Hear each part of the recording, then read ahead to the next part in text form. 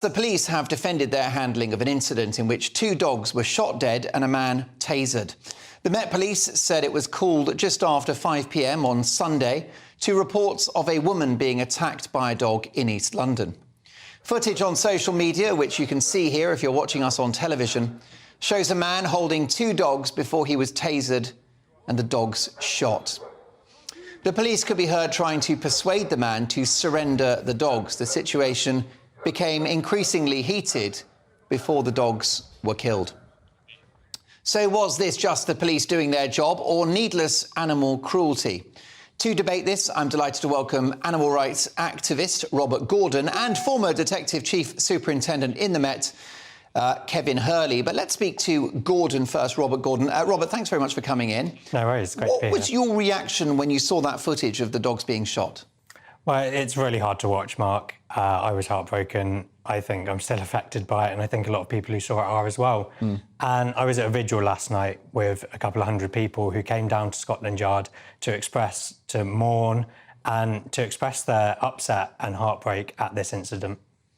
These dogs, however, are in the aggressive category, aren't they? I mean, this is a breed that can do damage. Well, I think that's part of the problem here, is that we classify any dog as dangerous without getting to know their character first. Indeed, but don't these sorts of breeds have the physical potential to cause so much more destruction than, let's say, a Jack Russell? Well, they're bigger, that's for sure. And sometimes bred for fighting? Well, I couldn't comment on these dogs in particular, but I worked at the RSPCA for a couple of years, and I've had countless dogs come through, and it's often the smaller ones that are most vicious. But they're all lovely at the end of the day, and they just want a loving home, they just want loving caregivers, and they don't deserve to be shot in the street. Of course, unfortunately, as you will know with your time at the RSPCA and as an animal rights campaigner, that unfortunately dogs are sometimes weaponised by their owners, sometimes by criminals, as the equivalent of a knife or a gun. How were the police to know that that wasn't the case on Sunday? I think anyone watching the video can see quite clearly that the police were escalating the situation, if anything, and the course of action that they took was completely unnecessary, but is probably symptomatic. This isn't an isolated incident. It's symptomatic of the Met's problems. We know, for example, that a report showed that they're institutionally racist, misogynistic, sexist. And this is just one of those instances of the Met not performing. But what's the institutional, what's the cultural issue regarding animals, in your view? I think it's a cultural issue in society and that was really summed up in the Met statement about this. They said 2 dogs were destroyed at the scene. I wouldn't describe killing anyone, certainly not an animal, as destroying them. They're individuals. And I think when we objectify animals, when we see them like this, it opens the door to harming them, whether that's, in this instance, the police executing a dog on the street. Objectifying animals. Are we worried about their feelings now? No, but I think it's very clear that this language enables them to be exploited, enables them to be killed like this. And yeah, it's not just in the street in this instance by the Met, but it's in our food system when we farm and send them to slaughter. It's this week we've heard that the government are now allowing testing of cosmetics on animals, which has been banned for years. So it's this kind of objectification that opens the door to maltreatment. But these dogs, going back to it, before I bring our ex-cop in, these creatures, they're massive, they're strong. If a child had been nearby and the police weren't to know that there weren't children nearby, it was a residential area, that child could have been killed. I mean, this is the class of dog we're talking about here.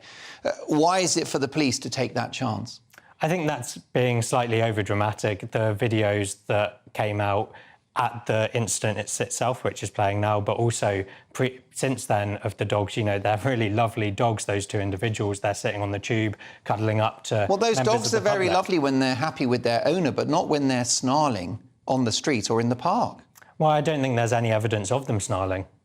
Well, we have the video footage in which they're, on their hind legs, they're barking, they're growling at police officers.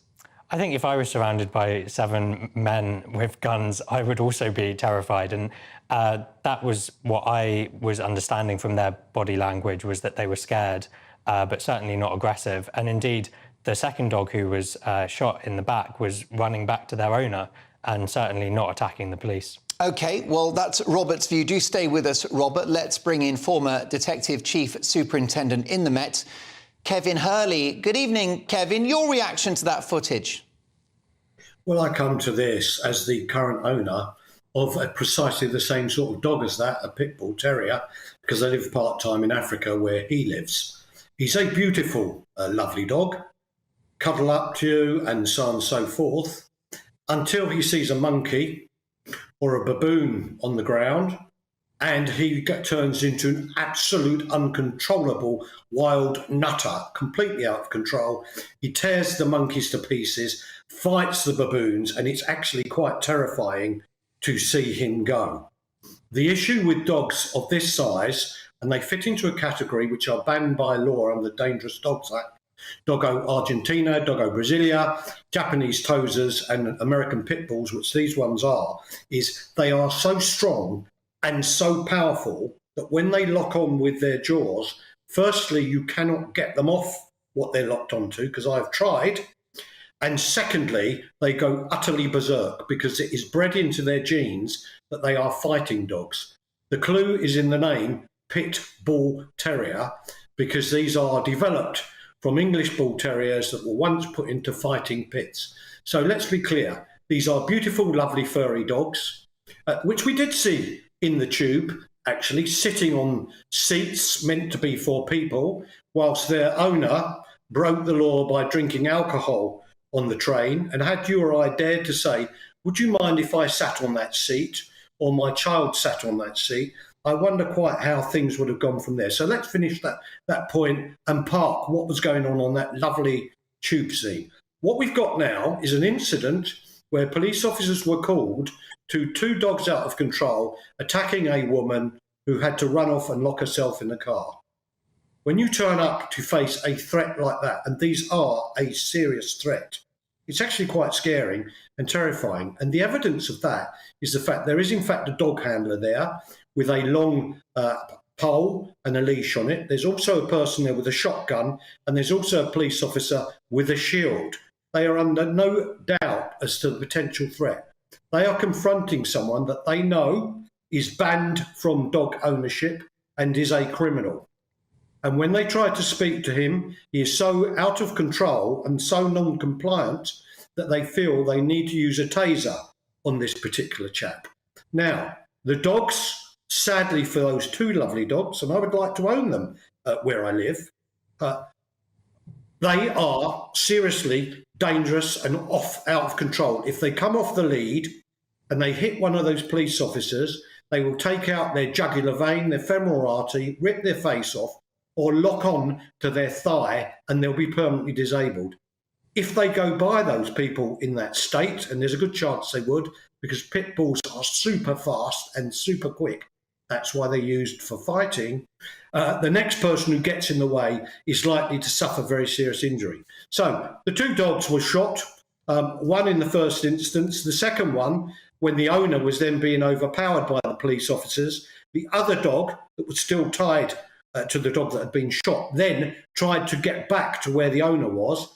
Clearly that was not to give a kiss to his owner. He would have steamed into one of those three police officers trying to hold his owner down. And police officers are not paid to be maimed. This is very unfortunate and sad for the two dogs, but the fact of the matter is, in the situation that they were placed in by their reckless, uncontrolled owner, and we know from what we're seeing on social media, those dogs were really well known in the area, and he was really well known, and previously, as we know, had been banned from having such dogs. It was a problem. So police, on behalf of the public, very bravely have to go forward, and it's no part of their job to risk being maimed or disfigured or even killed because one of those dogs happens to hit their femoral artery or carotid artery, because those dogs can easily leap up and tear your face off in one passing move. You will not get them off you, because I've tried it with monkeys. OK, apologies if you're just finishing your dinner. Kevin, stay there. Let's bring Robert Gordon back into this, animal rights activist.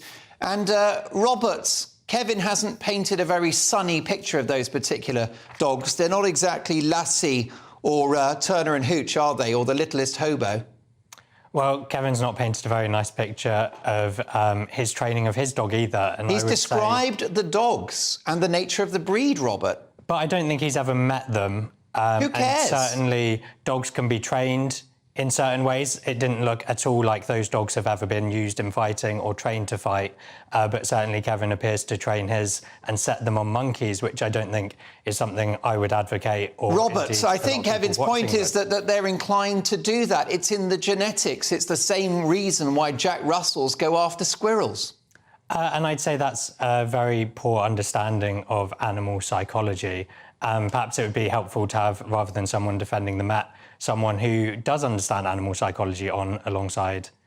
Well, I understand that dogs like that can kill a man. And why should police take a risk? If, Robert, there's 1% chance that a member of the public or an officer could be injured or killed by a dog, it should be shot. Once again, I think that's